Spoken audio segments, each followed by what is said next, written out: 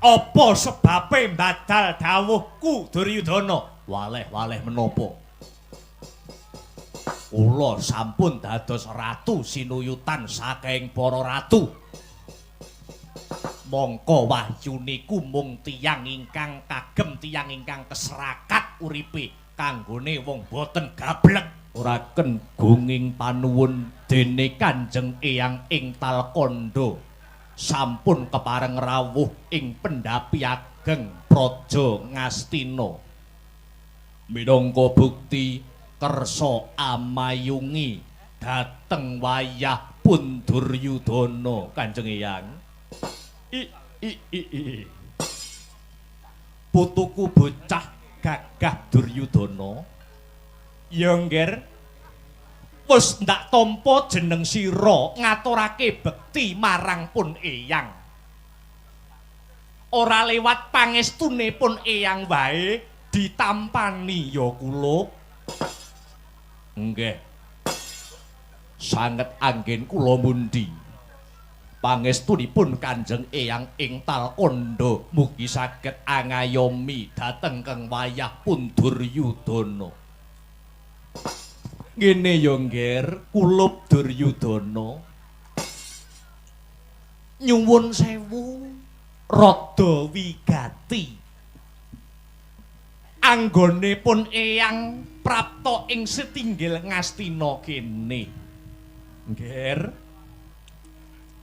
Mula Kanjeng Eyang kepengin pasatemon sapejagong kelawan putu Prabu Duryudana. Merga ana gembolaning rasa kang bakal tak wedharake ing ripalungguhan iki. Nggih. Monggo Kanjeng Eyang.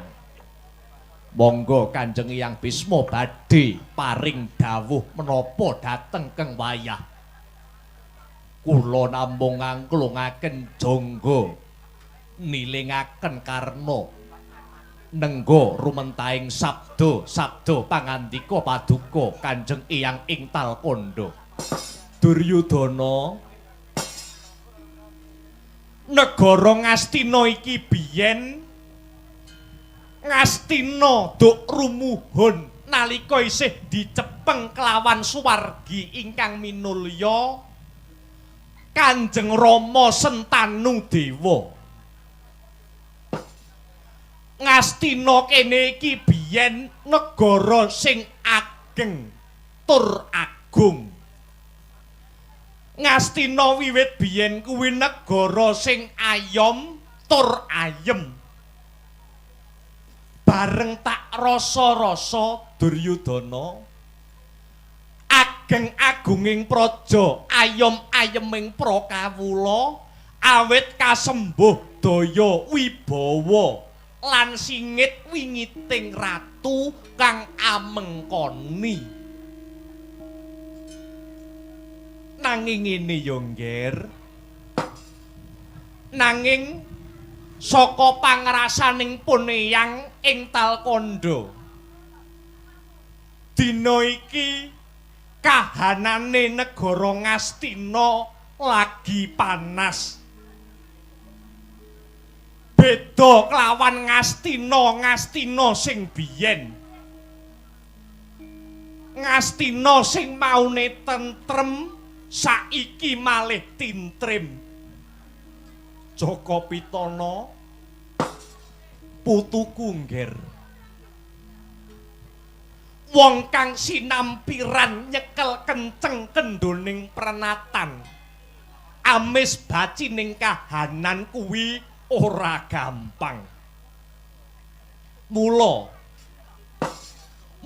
kahanan kang dadi ratu utawa dadi nalendra yen kurang prayitna bebasan Tegal kang tanpa suket mesti Tegal mau bakal ditinggal kelawan Rajakaya. Awit Rajakaya mau wis ora entuk pangan. Duryudana, ratu yen ora duweni wibawa ngibarate kali sing asat banyune. Mesti kali mau wis ditinggal manuk kuntul, manuk cangak, merga ing kono wis ora ana iwak sing dadi pangane. Semono uga ratu kang hambeke daksiya marang para kawulane ora wurunga ratu mau bakal ditinggal kawulane. Ratu mau ora dipercaya marang kawulane. Putu Prabu nyuwun sewu, guneme eyangmu ing Talkanda iki surasanen ya nggir. Nggonku muni kang surasane semurada ngatelke Karnanira kuwi ora merga pun eyang gething keburu sengit marang jeneng sira kuwi babar pisan ora. Nanging idepe rasaku nggonku ngeman marang putuku Duryudana kang lenggah ana dampar keprabon negara Ngastina kene. Duryudana, negara Ngastina iki wutah getihku. Negara Ngastina iki bumi kelairaning Begawan Bisma.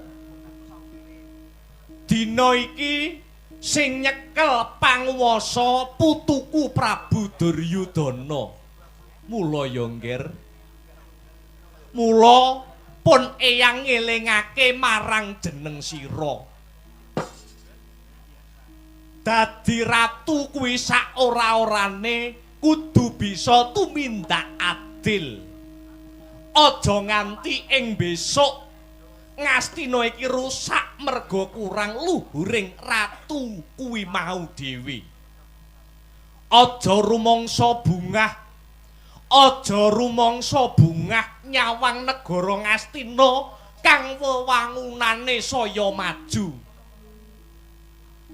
Majuning wewangunan iki rak wewangunan lair to kulup.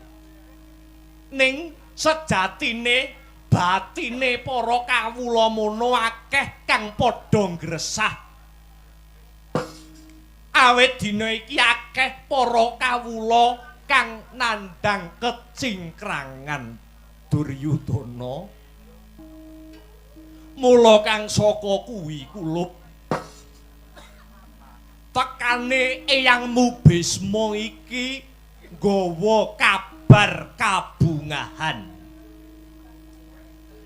Ora liya Gusti kang ngakarya jagat bakal nurunake kanugrahan kang agung. Dewa bakal ngudhunake wahyu kacetha, wahyu mau bakal tumurun aning wukir Kutha Runggu kang aran Wahyu Makutarama, wahyuning ratu. Duryudana, tak jaluk putuku dina iki mara gage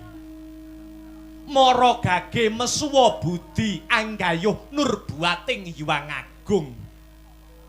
Sapa ngerti Ngastina dina iki isih cinathet ing kodrating Gusti kang murbeng jagat, isih dipetung lamun ta jeneng sira Duryudana bakal bisa mboyong wahyuning ratu kang aran Wahyu Makutarama.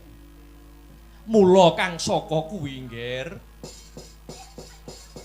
aja mangu-mangu, aja slendra jiwamu kulup. Enggal tata-tata tumuju aning wukir Kutha Runggu kulup. Duryudana, permara reh manguswamya ngambreng kadi karonaning kaswasih ring marga memalagung. Risang ganda mastrat maja lengleng lalu mangulati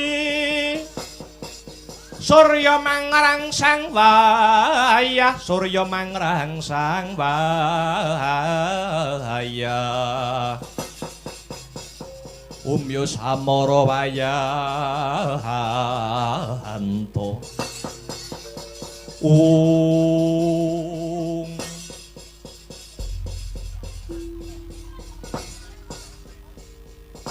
Ngaturaken sedaya panuwun awit saking dawuh pangandikanipun Eyang Mahatma Bisma nanging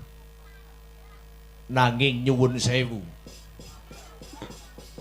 menawi Duryudana anggayuh wahyu Makutha Rama kala wau menapa boten ateges merangi tatal lho nggayuh wahyu kok diarani merangi tatal ki jeneng sira nganggo dasar apa? Nganggo wewaton apa? Kanjeng Eyang. Ing atasipun kula menika sampun dados ratu. Anyakrawati ambau denda disunggi-sunggi sentana miyang para kawula. Negara kanan kiring sampun saged kula regem. Kesugianing Duryudana menika sundha langit. Wis sugih, wis dadi ratu. Napa nggih kula maksih kedah anggayuh wujudipun wahyu kala wau Kanjeng Eyang. Putu Prabu Duryudana kados pundi? Nur buating Gusti kang wujud wahyu mono sayekti kudu rinasuk marang para nalendra. Yen dadi ratu ya kudu duweni wahyuning ratu. Nadyanto kesugihanmu sundha langit, nanging lamun ora kesinungan wahyu, tak kira ora bakal awet, ora bakal lestari anggonmu nyekel bawat paprentahan iki. Ratu kudu duwe wahyuning ratu supaya awet lan lestari nata kawulane ngono. Bupati iki ya kudu duweni wahyune bupati ngono. Lurah semono uga kudu duweni wahyune lurah. Dalang iki ya kudu duweni wahyune dalang. Yoga napa nggih ngaten Panembahan? Iya Durna. Dipatih. Kakang Durna napa? Rungokne iki. Kurawa padha dikandhani. Dina iki lagi gentur-genture dewa nurunuke wahyuning ratu. Iki sing Maharsi Bisma ya wis paring dawuh supayane anak Prabu Duryudana kinen amboyong wujuding wahyu ratu. Iya aku tak ngrungokne wae Kakang Resi. Mula wangsalan sinden kae bener, ya. Mumpung anom den tabri lara lapa ngono kae. Isih enom ki ngudiya golek kanugrahan, ngono. Ora mung nguja sipating kadonyan. Awak bergas ki sregepa golek wahyu, aja mung ngumbar nafsu. Isih muda bingar-bingar ki sregepa saba mejet lan langgar, ora mung bukai HP karo ngecek pengguna di sekitar.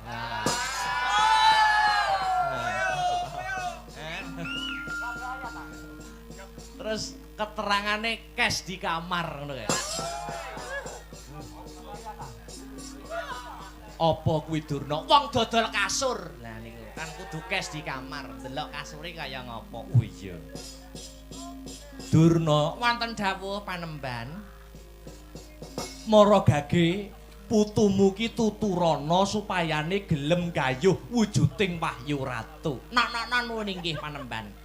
Kula ugi ngaturaken panuwun dhateng Sang Maharsi Bisma dene sampun paring kabar gumbira. Nyuwun sewu, Ger, anak putu Prabu Duryudana. Bapa Durna kados pundi? Leres ingkang dipun dawuhaken Keng Eyang ing Talkanda menika. Nadyan to Paduka anak Prabu sampun dadi ratu sing sugih blegedu ning wujuding wahyu niku kedah dicekel, Ger. kedah dicekel. Ratu sugih kok kenggonan wahyu niku tegese ratu sing kebak kawibawan, ngoten. Bupati kok kanggonan wahyu niku sing nggih kebak ing kamulyan, ngoten. Lurah kok kanggonan wahyu ning lurah niku sak niba tangine nggih nemu kabejan, ngoten. Dalang kok kanggonan wahyu niku nggih boten leren nek tanggapan. Napa melih nek badhe munggah panggung ngaten niku, mesti akeh sing ngejak foto mesti. Karo ngrasani, heeh. Yo dalange manise, dalange gantenge. Dan yo tak dilati kaya apa ya. Dalang kok padake wedang kopi dipatih. Lah iya. Bapak Durna. Kados pundi? Kudune sing golek wahyu niku calon-calon ratu niku. Gandeng kula sampun dados ratu, paedahipun menapa dadak iyak-iyakan tekan Gunung Kutarunggu barang. Paman Sengguni, kula wonten dawuh nggih. Kados pundi pamrayoginipun Paman Harya? Kula niku wong tuwa mung mirengke. Mung nyawang, mung nimbang. Ning nggih nyuwun sewu prasajan kemawon manut pamawas kula nggih leres menapa ingkang dipun dawuhaken anak angger Duryudana menika. Ing ngatasé anak Prabu Duryudana sampun dadi ratu, sampun boten kekirangan sandang pangan tuwin papan, lah kok dadak blakraan tekan Gunung Kutarunggu ki jane do golek apa? Sedaya wau mboten paedah, sedaya wau niku mboten wonten mupangate, ngoten. Dipatih Kakang Durna piye? Senadyan anak Prabu wis lenggah dadi ratu nanging sipate Wahyu Mana duweni daya linuwe kanggo mranata kawula sak negara. Iya Kakang, ning kabeh ki rak ya duwe panemu dhewe-dhewe, ngono.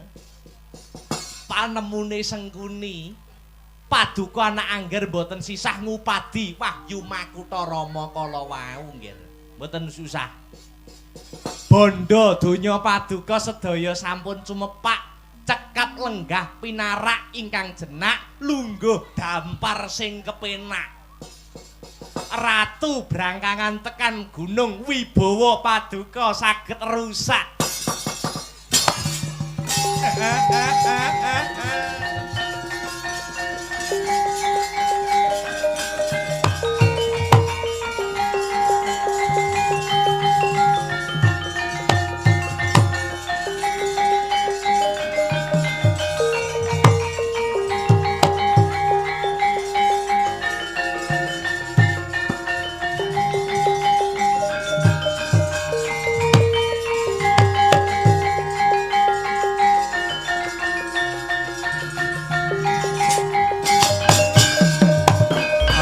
Sang kapirang ngurinangkul kinempit kempit dosa ngeret naning dawana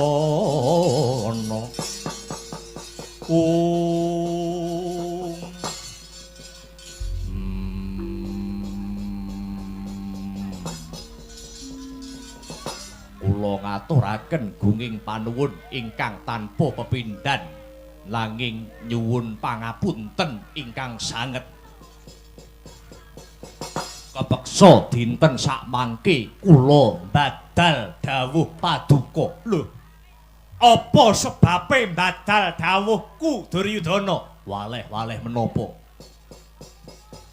Kula sampun dados ratu sinuyutan saking para ratu. Mongko wahyu niku mung tiyang ingkang kagem, tiyang ingkang keserakat uripe kanggone wong boten gablek, kanggone wong ora duwe. Yen Jaka Pitana apa wae wis cumawis, bondo brana picis kesugihan kula sak prateloning jagat. Sampun to para ratu-ratune kesugihan Nyai Blorong mawon utang dhuwit teng kula. Kula nyuwun pangapunten. Raya-raya golek Wahyu Makutarama kanggene napa? Sepisan melih kula nyuwun pangapunten. Kula badal dawuh paduka.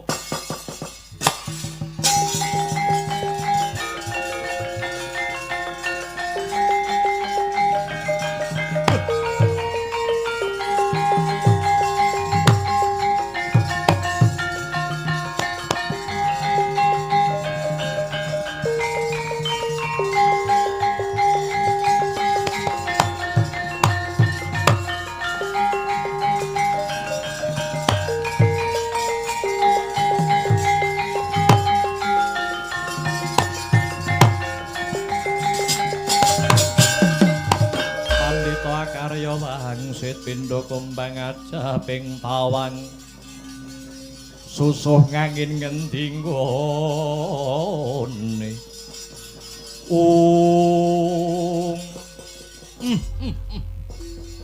Putuku ngger tegese tekaku ana Ngastina iki mau muspra tanpa guna. Kowe wegah nampa wewarah nampik pitutur becik nduwa piwulang utama. Aku ora nyepatani ning yen Ngastina nganti ana apa-apa kowe aja pisan-pisan nyeluk Begawan Bisma.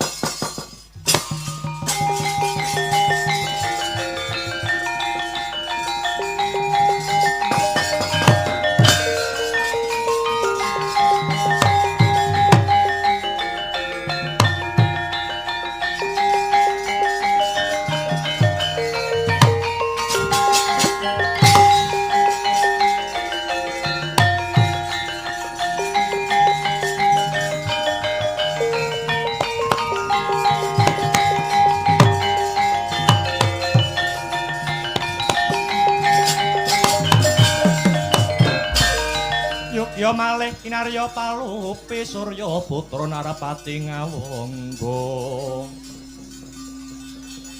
lan Pandhawa tur kadange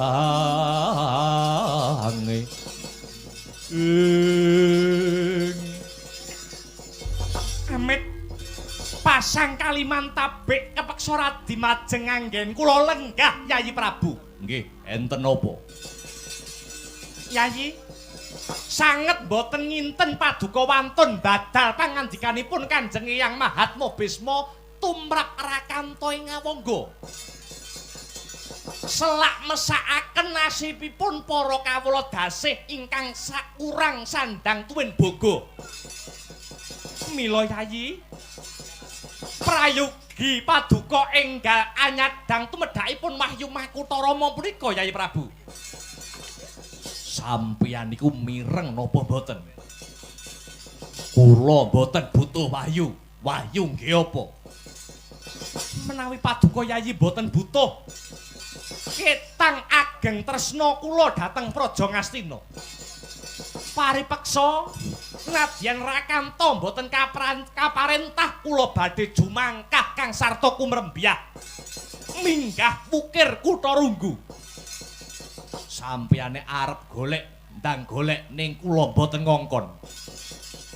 Sepisan melih Duryudana ora butuh wahyu. Aduh nyuwun pangapunten kula nyuwun pamit Yai.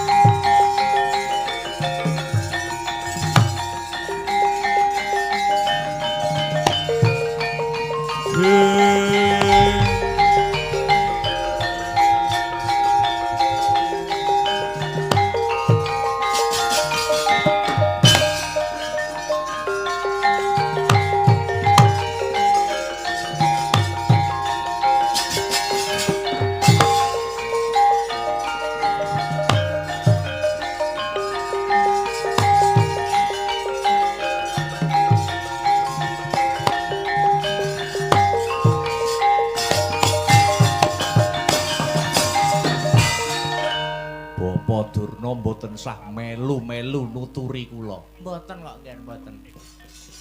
Nuturi ngoyong-ngoyong tiwas dipecat. Ratu niku tetameng aturan gegaman pranatan. Waton aturan utawi pranatan nguntungke ratu sak pejabate tanpa wahyu Duryudana isih bakale urip mulya.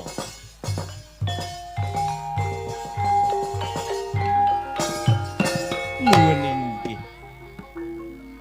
Kula sarujuk menika, Nggih. Mila menika. Menawi ngaten paman Sengkuni enggal kabubarna ingkang sami gantung sebo manira kundur agedaton nak nuwun inggih dateng sedika kandhanya Sekar Gadung.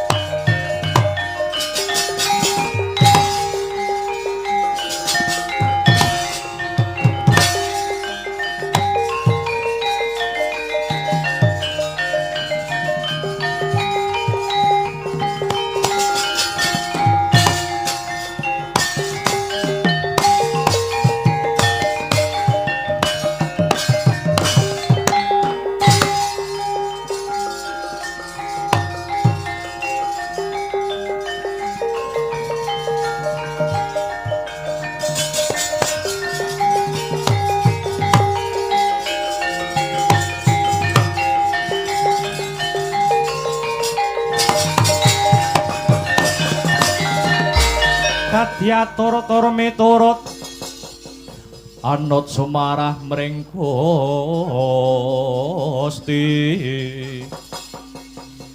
dene Sidi Mimang Utama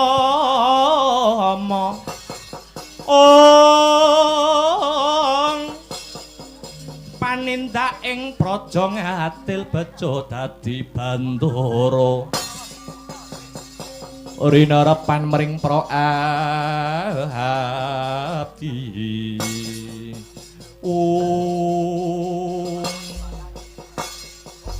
bocah tumenggung kang minangka dadi cucuk lampah praja Ngawangga. Kula wonten dawuh sinuwun, kula wonten dawuh sinuwun.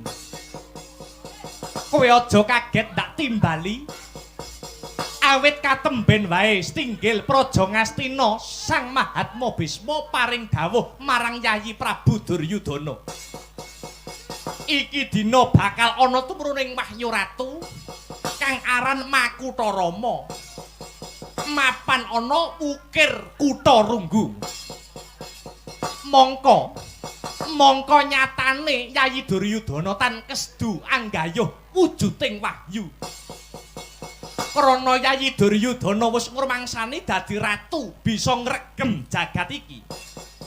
Lah lajeng kula katimbalan wonten wigatos ingkang pundi? Iki wis dadi tanggung jawabing Narpati nganggo Karna Basusena. Kang minangka senopati aning Praja Ngastina.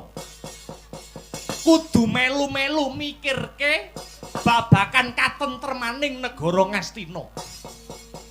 Syukur gawe bisa amboyong wujuding Wahyu Makutarama. Dados paduka sinuwun Prabu Basusena badhe minggah wonten wukir Kutha Runggu. Pancen bener.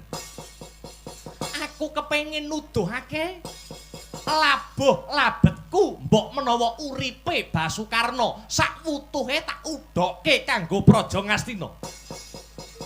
Kula namung mituhu dawuh paduka malah kepara sampun samapta ing gati saweging diri ngombyongi tindak paduka. Besok dadak ngenteni apa? Budal sakmengko muga antuk pengasih saka Gusti Kang Maha Asih. Mara gage enggal nabuwa bendhe kanggo tetenger budaling wadyabala. Sendika sinuwun, sendika ngestaken dawuh.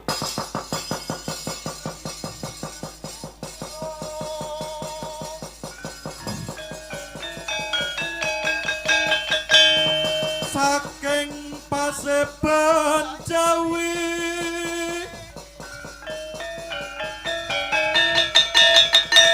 Gong ingkang bala kuswa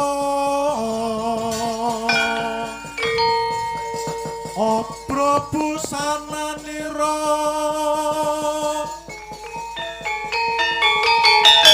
lir surya watalira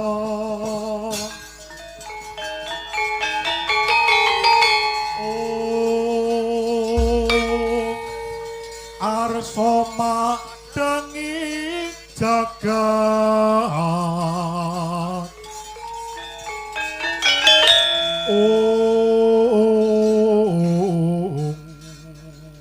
Prajurit budal dina iki. Wadyabala budal. Yo.